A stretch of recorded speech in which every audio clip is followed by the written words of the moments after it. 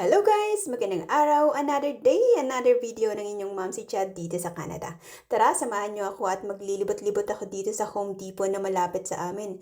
First time ko nga palang makarating dito at napakalaki din pala ng place na to. Dahil nga wala ang aking mag-aama ay nakapag-explore ako dito.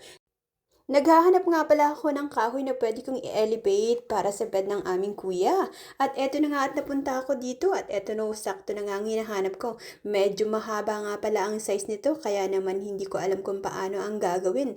Pero sakto nakita ko ng pwede palang magpaputol dito at libre lang siya. O di ba ang ganda.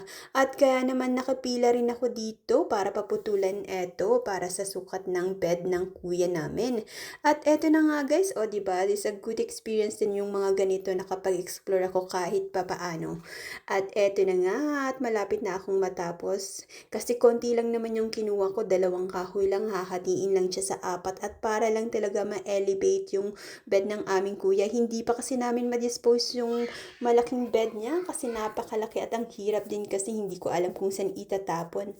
At eto na nga guys, at natapos na ako at pauwi na ako. Salamat sa pagsama sa akin sa araw na ito. Ayan, o di ba magandang experience din at nakapasyal ako din na sa malapit sa amin.